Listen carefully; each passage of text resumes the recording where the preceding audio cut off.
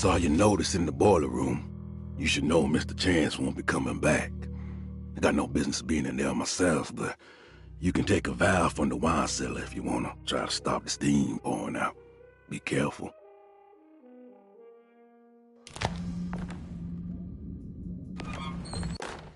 Paul, you're right about the plates on the boiler and the clock. They have been sabotaged, and I think I know who did it. They have something to do with Jeremy's episodes and how he seems to disappear at night. Right now, it's important that you keep an eye out for any of the pieces. I want to find out if I can repair the plates. Let me know if you find any of them. Lottie. Tell Lottie to take a look at the well in the kitchen garden.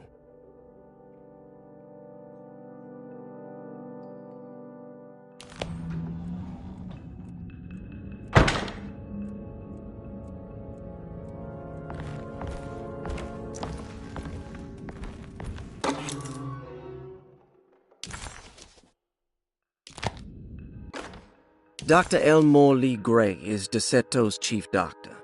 Accounting and all administrative work is handled by me, Paul Waits. Magdalena Thompson, or Mags, is responsible for the household. Jean-Baptiste and Charlotte Tabois are responsible for keeping the guests' medical regimens in check. Finally, Jack Chance is our gardener, who can occasionally be seen in the conservatory, but is for the most part busy outside. There are currently 6 guests at DeSeto. Malcolm McCarthy and Ruth Tallant reside on the first floor.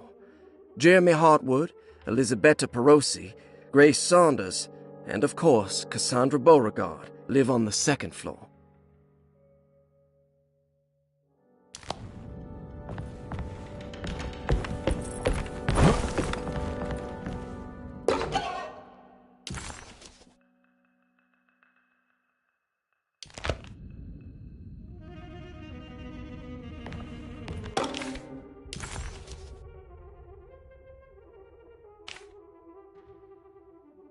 Cassandra Beauregard, the beloved author.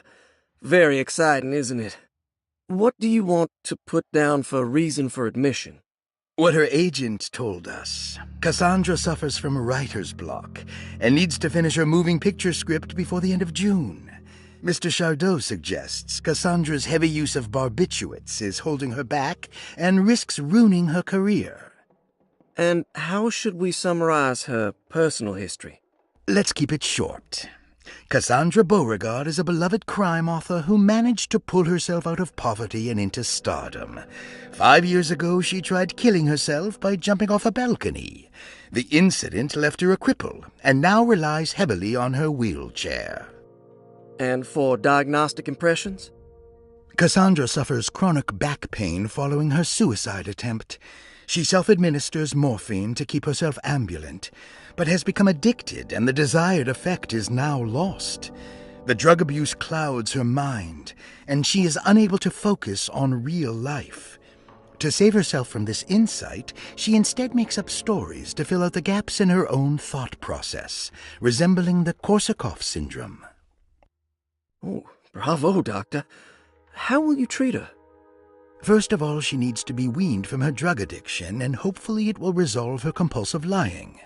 Then look into permanently numbing her pain in her back through surgery. Finally, deal with her suicidal thoughts. Fantastic. With such a short time before June, I really hope she gets better soon. We will do what we can. Grace Saunders, 11 years old. Reason for admission? The mother insists on strict supervision by a proper gentleman to avoid further perversion of Grace's adolescence. Personal history? Grace's family possesses modest wealth and status. Her childhood seems ordinary, spending most of her time with private teachers and family friends. Grace's father recently passed away, leaving her mother the sole caregiver. And diagnostic impressions? Grace has trouble dealing with her father's death. She is willingly suppressing her feelings on the matter and isn't properly acknowledging the trauma she suffered. Any planned treatment? Grace needs nothing out of the ordinary. She simply needs parental guidance. Eventually, we can work on her feelings toward her father. Thank you, Doctor. I'll finish the paperwork and get her installed.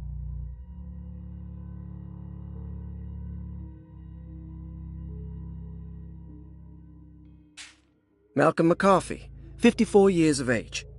Reason for admission? McCarthy admitted himself to Derceto, stating simply that he needs some damn rest. And personal history?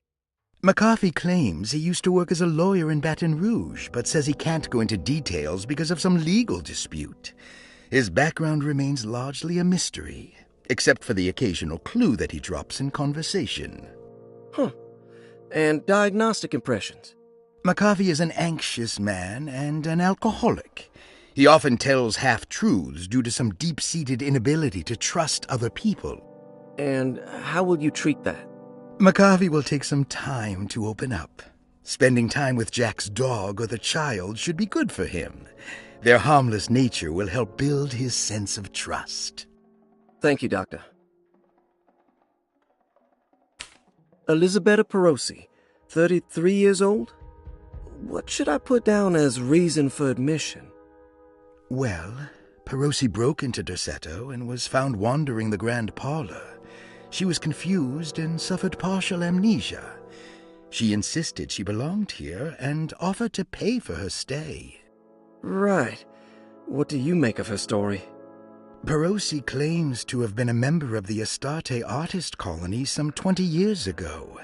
A claim that seems contrafactual due to her young age. She looks to be and even thinks she is 33 years of age. That would make her a child at the time.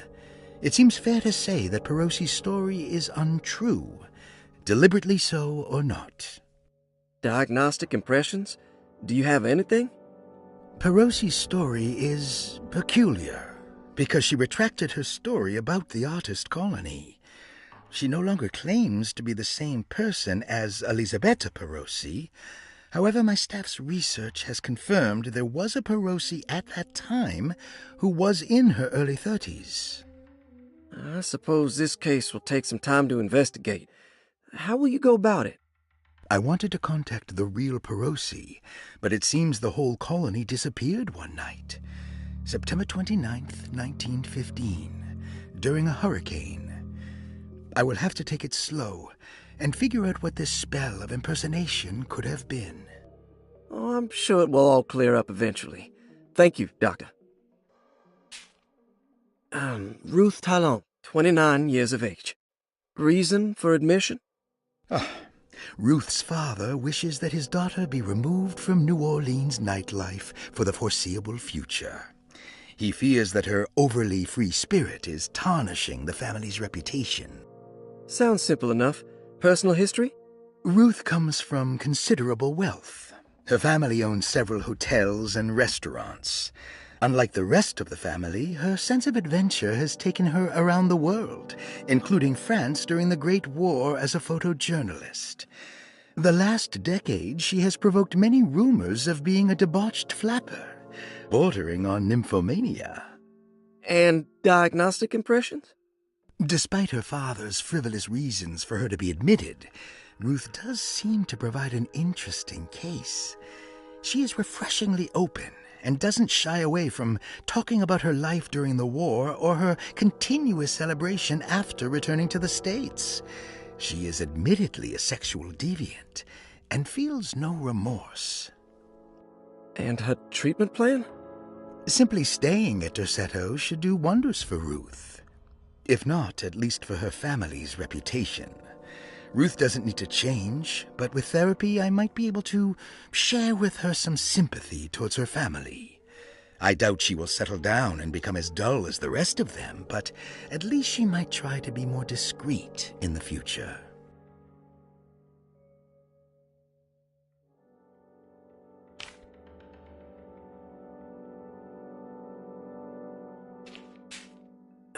Ruth Talon, 29 years of age.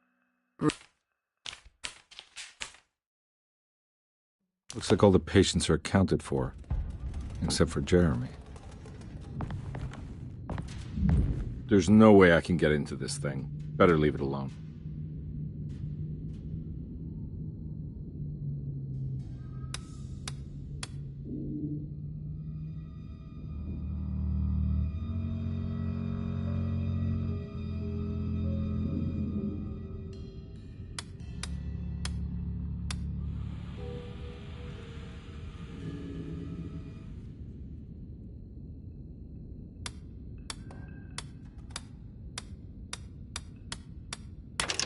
Hey, what do you know? I guessed the combination. Oh, detective card.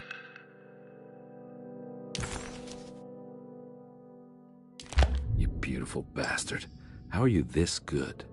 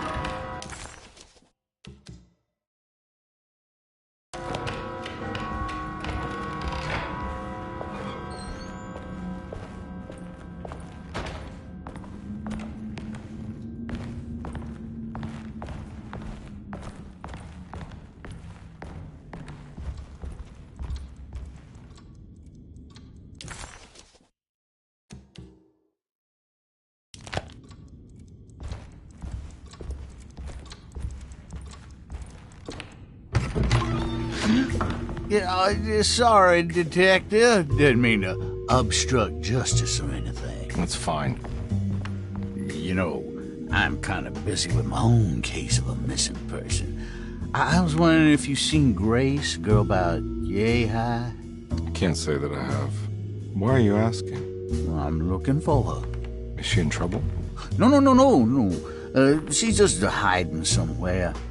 But we can't have a rascal like that running around unchecked at a time like this, you understand? Well, I haven't seen her. Well, let me know if you find her. I'll be around. I'll keep an eye out for your man, Jeremy. You scratch my back, Detective, and I'll scratch yours.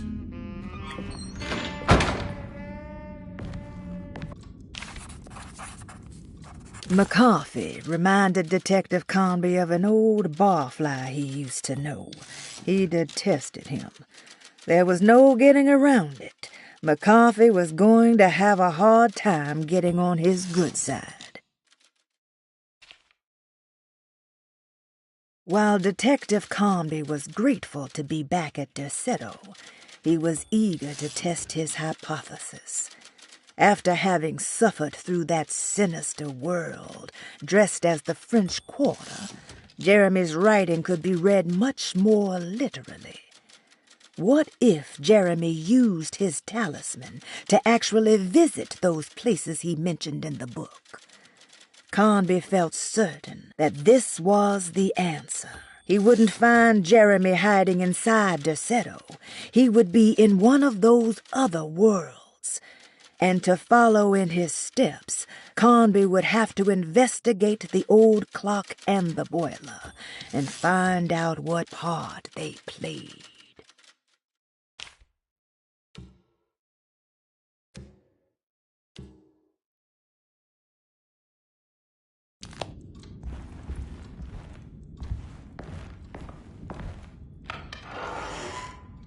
Looks like everything's back to normal here.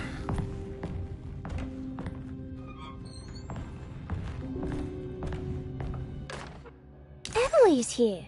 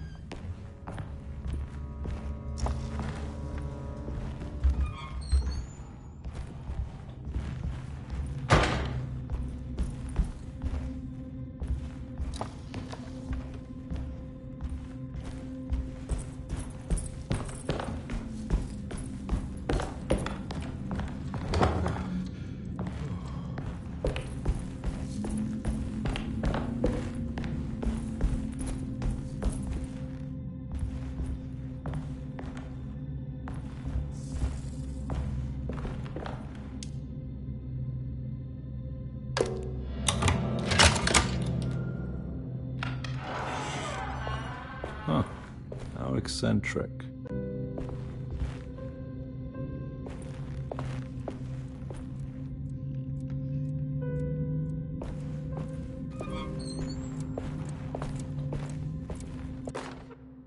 Will I need to remember how to get them out again? They are locked up for good reason. I am sure she is still able to whisper the answer in the ears of the wrong people. But not for long. I will see her burned soon enough. That black goat will be sacrificed to put an end to it all. Then it will all be over. No more Derceto, and sadly, no Astarte. Those good pirates of Pontchartrain. May you still sail the lake, until you find the shores of Hali.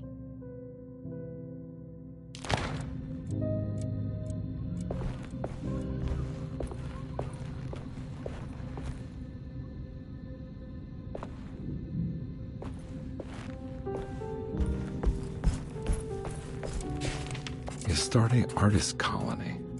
I remember hearing about their disappearance. Must have been 15 years or more now.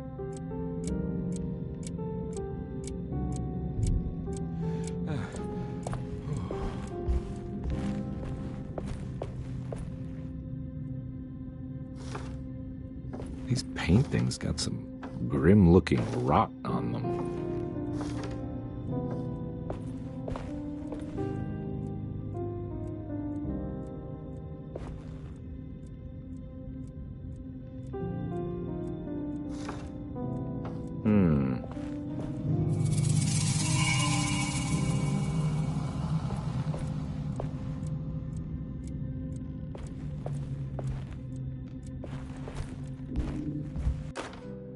I did it! I crossed the thresholds to my intended destination without a focusing device. My talisman now knows these roads, and I have no need for the plates. I can find my way to Lafayette as easy as I find my own room. I visited the grave of my father and seen the oven waiting for me. Thank you for opening these doors. I now must summon my courage and go back to that hateful mound outside the oil rig. I hope you'll be feeling better when I return. Jeremy.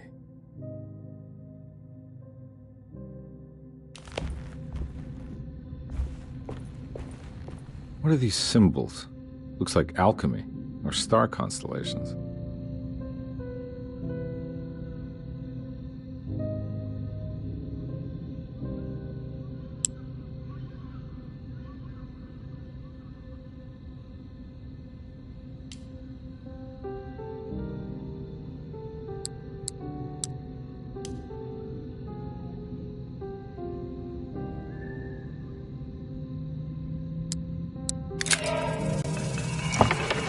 Got it.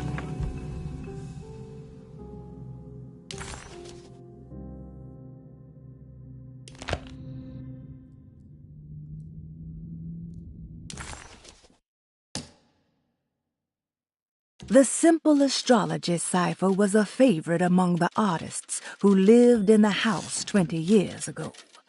They easily turned into numbers when needed, but also acted as signatures for the members, as there were only 12 of them.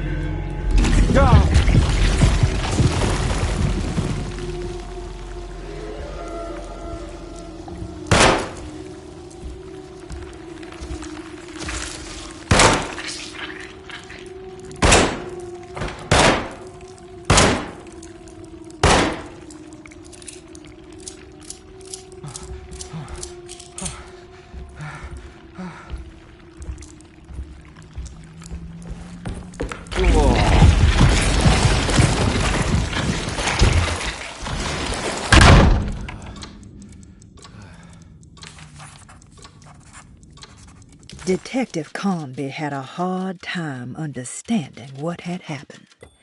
It did feel similar to when he was pulled into the French Quarter, but with less power and purpose. Did he cause this, or was it something else? Oh, what happened? Everything's normal again? Right.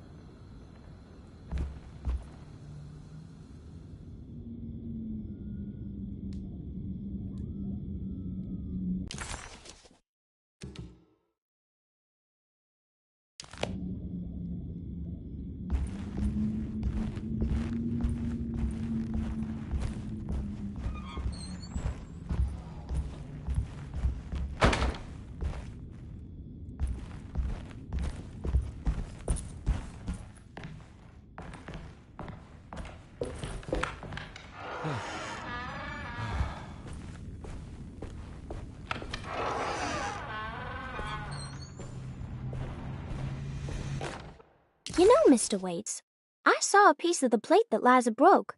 I think she's been hiding them. She's not very good at it. She just chucked it into the little room with all the tools behind the boiler. I left it there. I didn't want to embarrass her by picking it up while she was looking. We went upstairs instead and played backgammon. I let her win, because she's so unhappy. The piece looked like the one on display in Cassandra's room.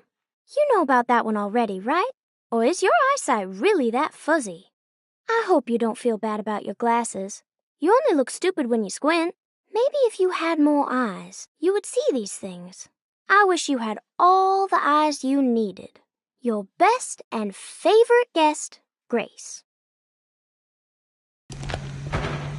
Stain. Looks like some kind of rot. It's another plate for the talisman. Like the other one, it's broken and missing some pieces.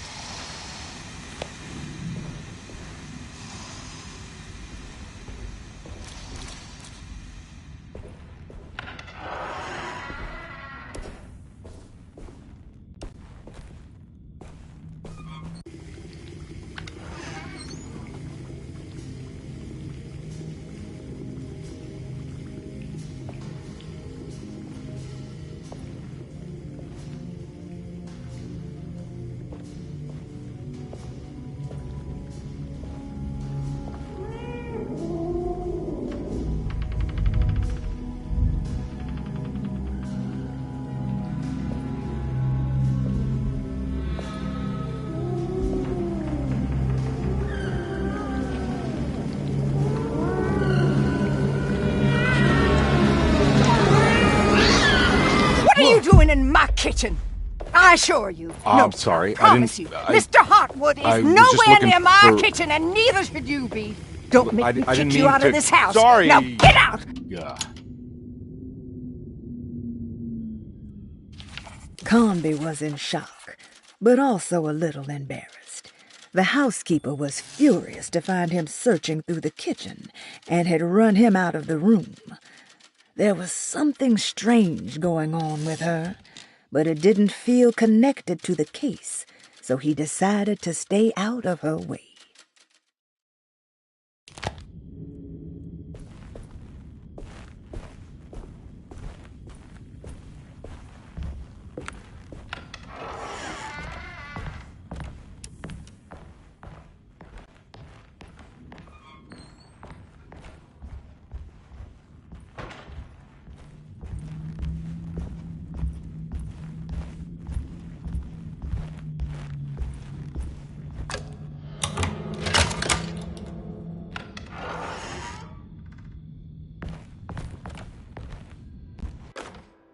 Lost Plantations of Louisiana, Thierry Briclot, 1917. Derceto was a small plantation on the eastern shore of Lake Pontchartrain. The land was considered difficult for industry and was sold for only $30 to Elijah Pickford in 1818. Pickford employed hundreds of workers from nearby New Orleans to clear the woods and build a small plantation mansion facing the lake with a striking Greek Revival temple facade. Derceto kept a modest production of Barrique tobacco and indigo that persisted up till the Civil War.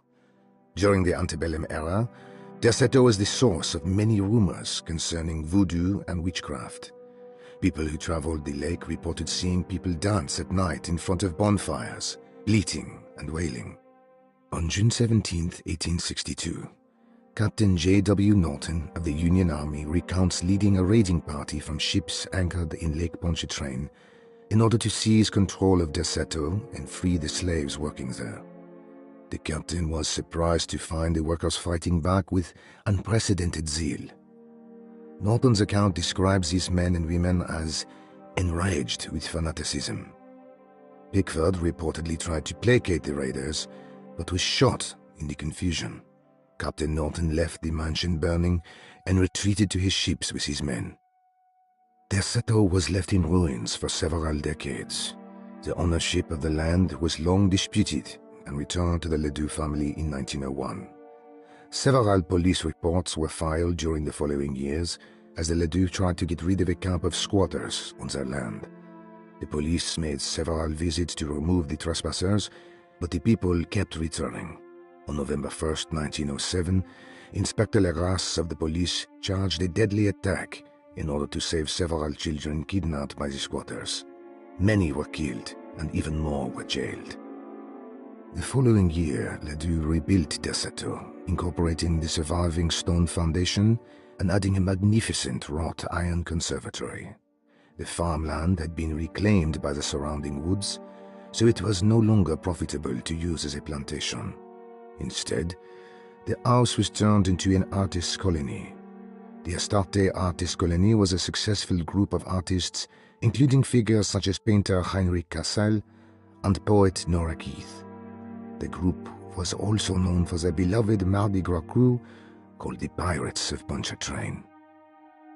On September 29, 1915, a tropical hurricane tore through Louisiana, causing Lake Pontchartrain to flood New Orleans. Due to the remote location of Derceto, it took almost 2 weeks for outsiders to learn that the artist's colony was abandoned. The 12 residing artists had all vanished without a trace. The empty mansion of Derceto still stands on the shore of Lake Pontchartrain, with much of its temple facade intact. The Ledoux family currently has no intention of repairing the house.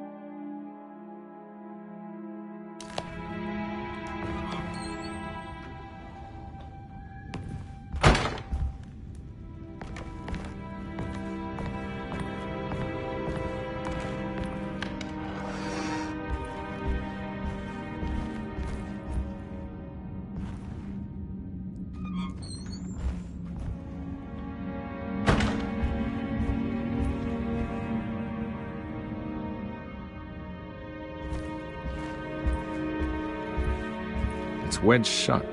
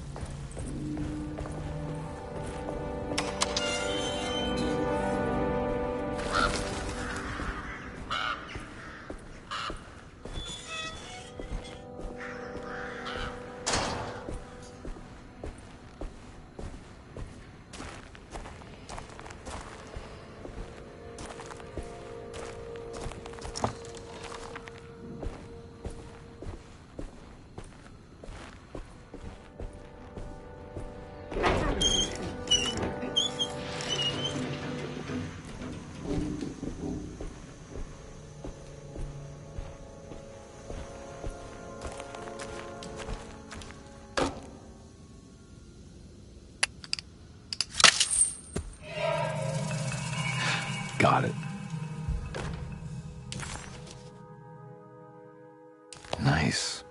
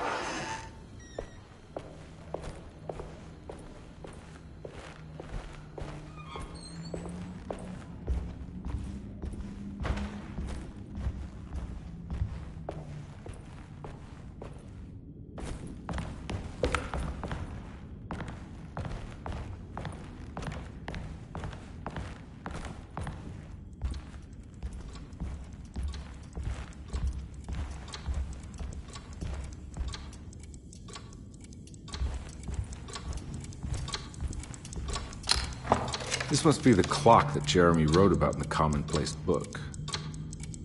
Huh. Looks like the plate that held the talisman in the seance room. But it's broken. I think I've seen this somewhere.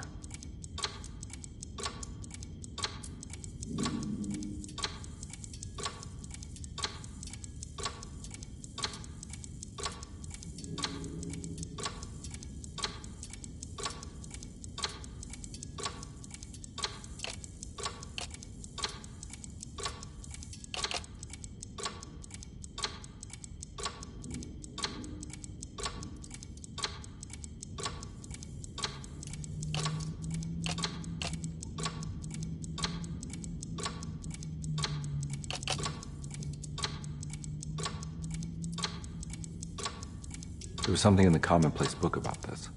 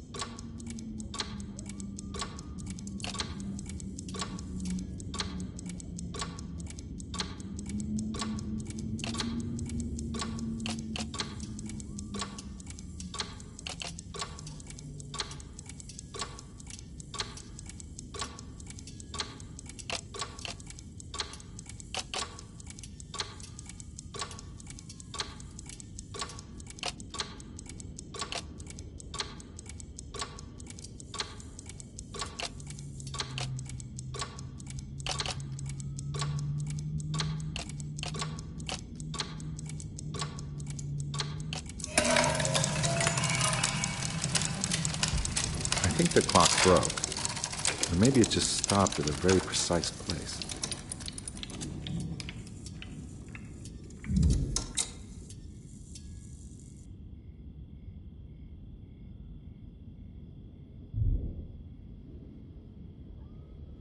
Huh.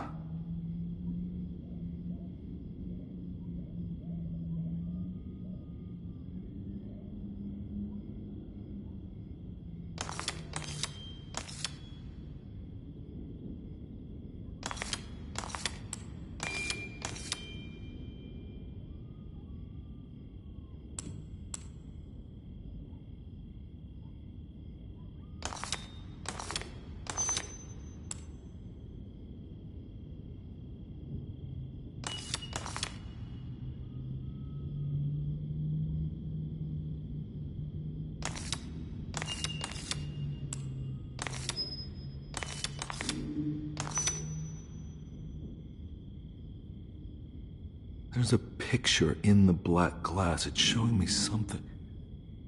It's the hallway, outside Jeremy's room.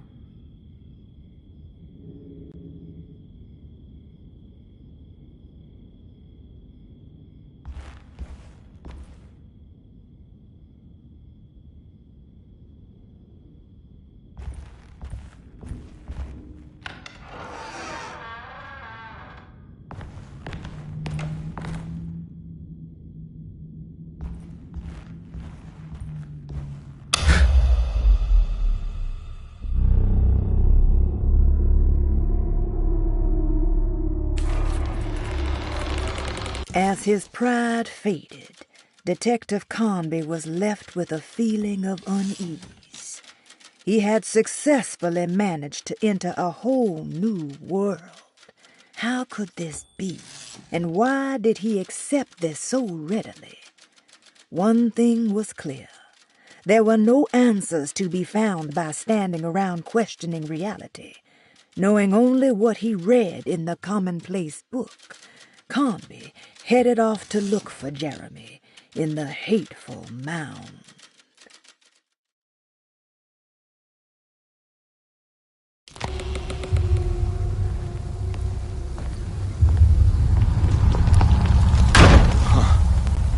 I made it.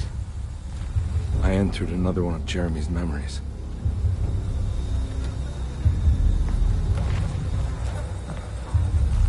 Ugh.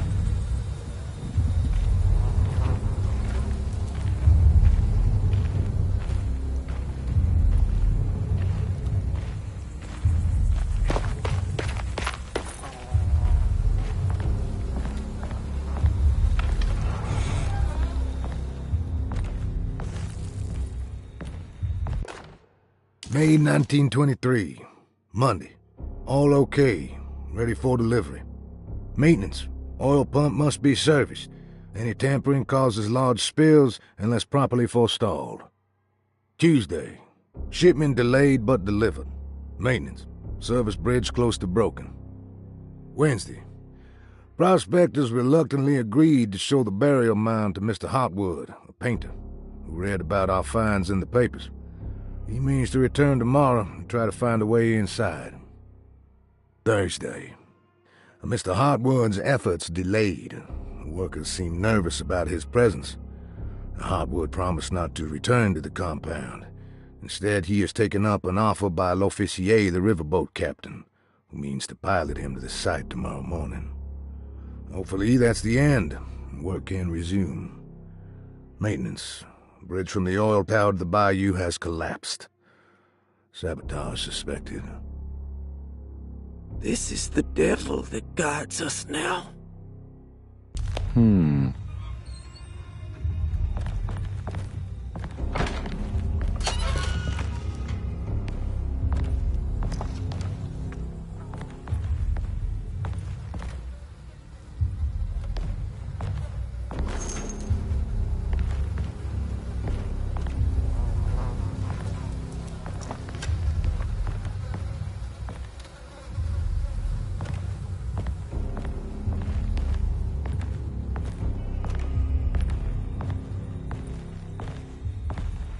I need the key.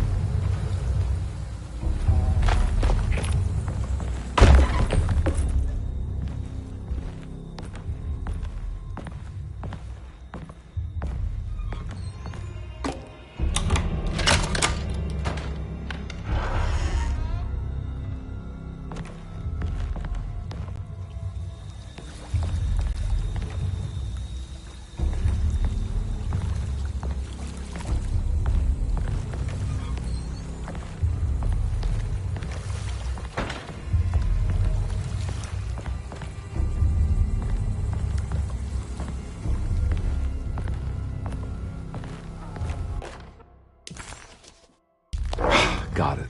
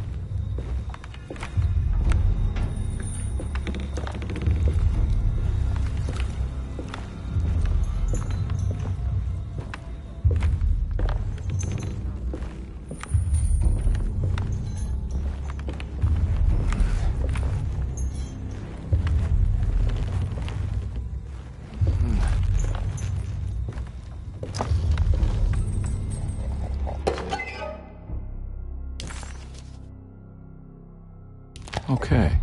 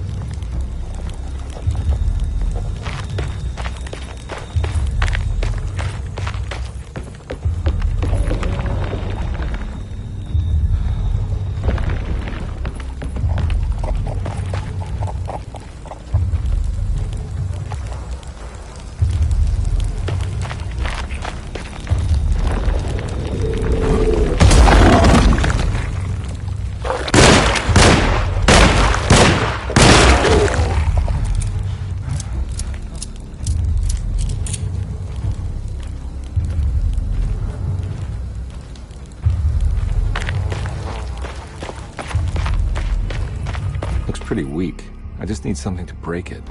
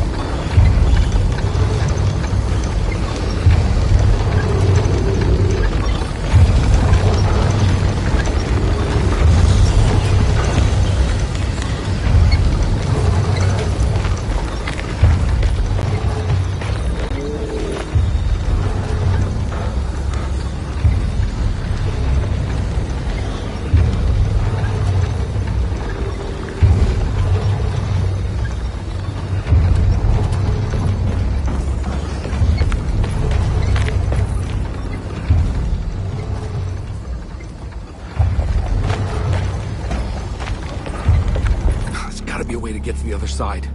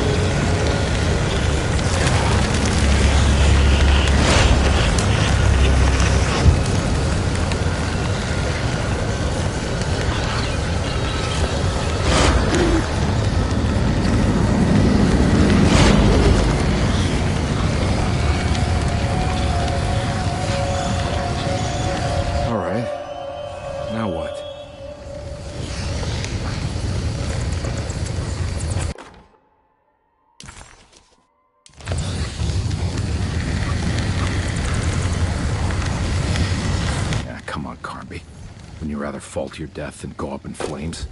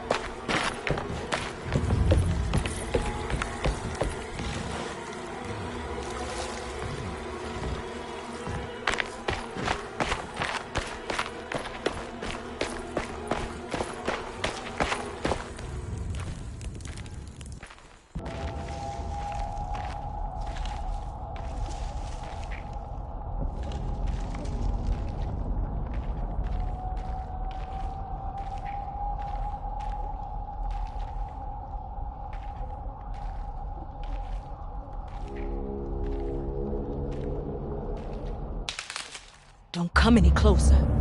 I'm armed. Get that thing out of my face. Who are you? What are you doing here?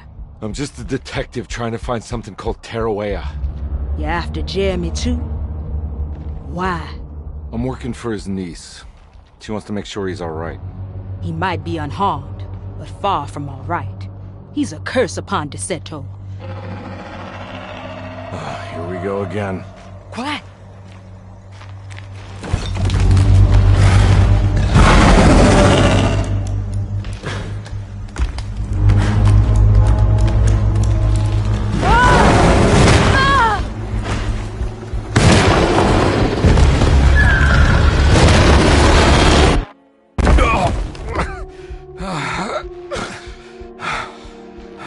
Oh, Christ in heaven.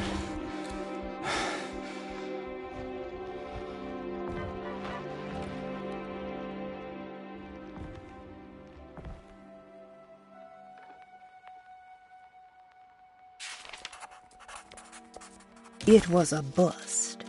The oil rig and the hateful mound led him nowhere closer to finding Jeremy. Conde was sure he had struck gold when he found Jeremy's bag, but it was just a trap set by Lottie, another of Deseto's orderlies. Things got out of hand real quick, but somehow Conde managed to find his way back to Deseto none the wiser. At least it was one item off his list. Now he had to figure out what to do with the boiler.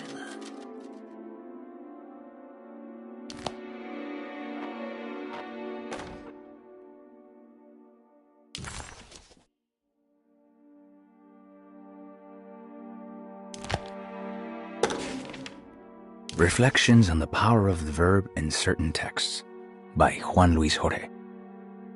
To act is in itself divine. Even the slightest movement of our hand is evidence of our soul in motion. Yet our free will is so easily overwhelmed by the dullness of everyday life. Our actions become rote and rigid, in spite of luxury and comfort. True divinity is found in the choice of leaving the stage where we all perform.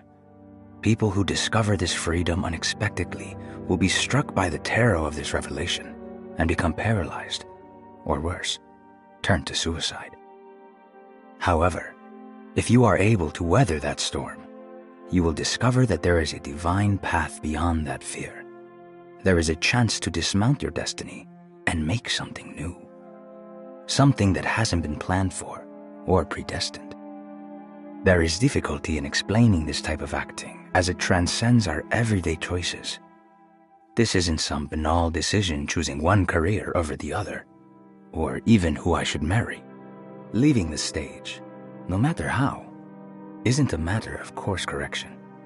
It's a rejection of the story that the Creator is telling.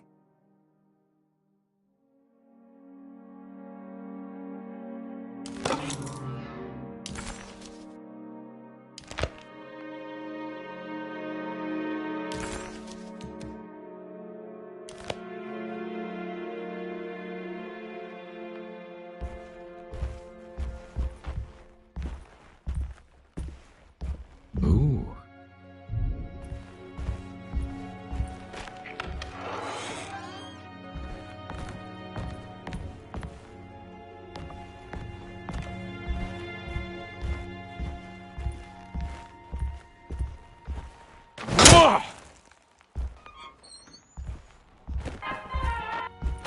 It's wedge shut. It worked.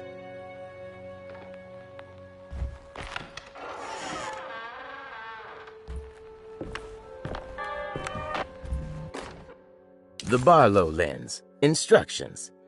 To double the magnification of your telescope, simply fit this Barlow lens to your instrument. Then operate the fine-tuners to adjust the distance between your lenses. This is easily done while looking through your eyepiece. Simply search for a position where your picture is clear and appears flat. When correctly tuned, your telescope should present a clear picture with magnificent magnification.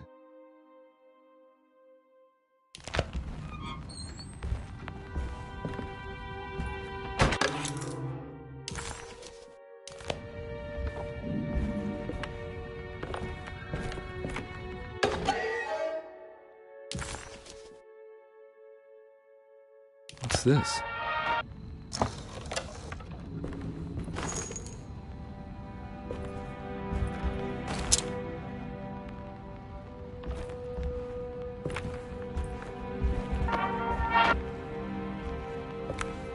don't think I have everything I need.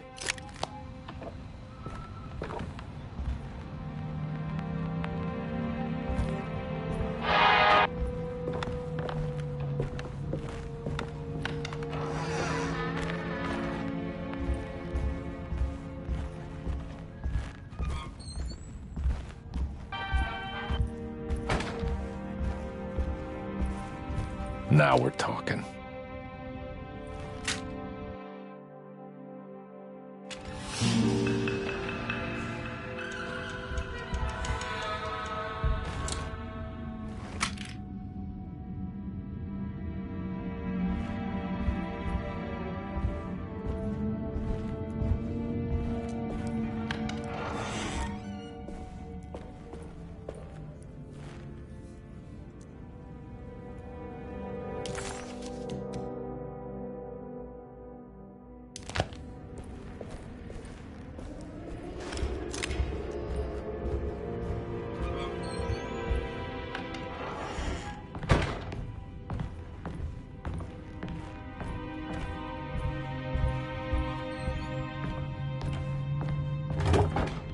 Huh?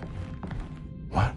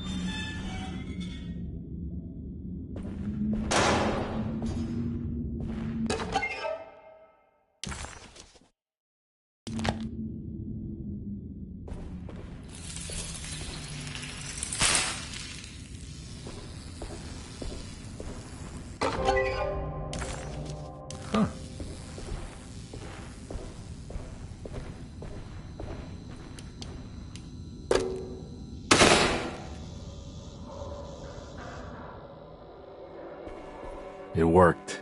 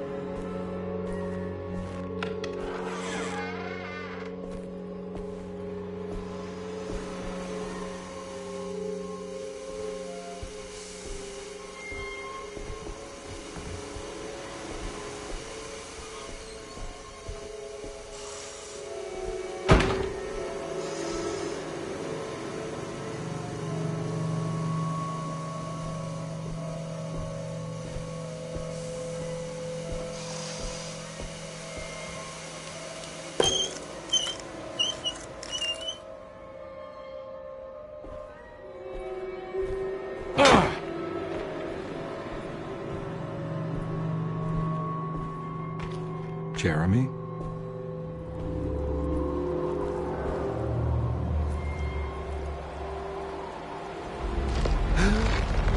What the hell is going on here?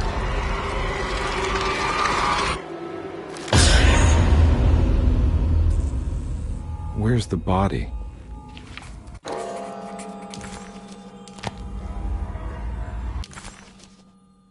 Conby didn't know what to make of the grotesque vision of the dead clerk. Was he dead, or was it all fiction?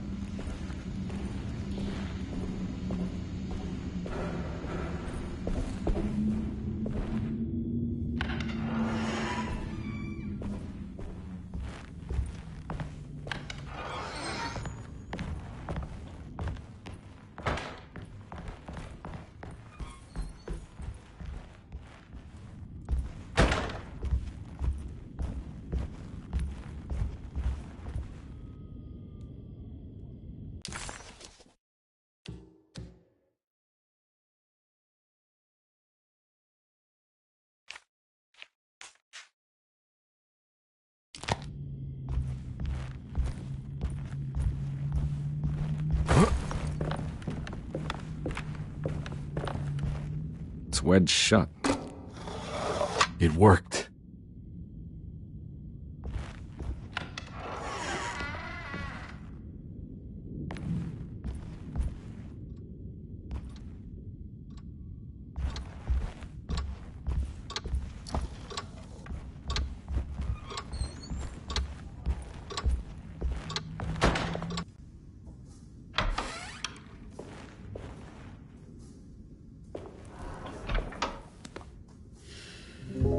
Detective Conby, how good of you to come.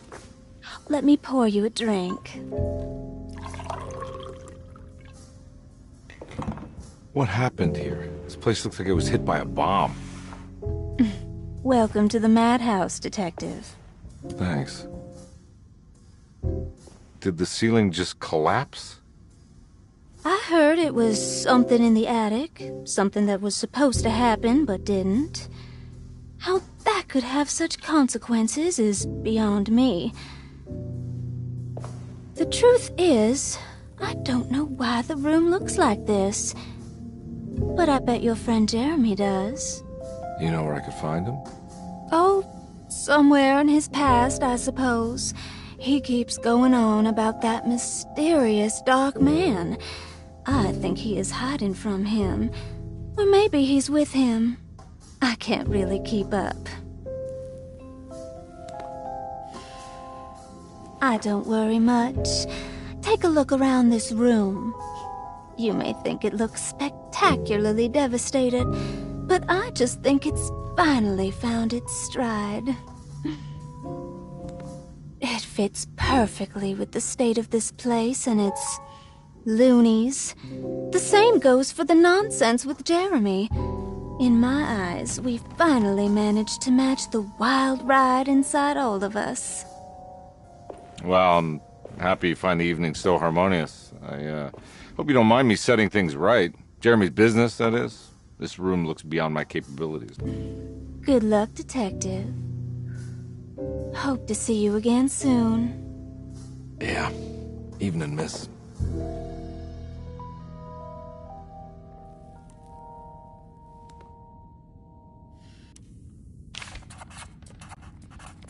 Ruth seemed like a handful. Her talk about Jeremy and the Dark Man made it sound like she might know something of importance. But ultimately, it felt like a dead end.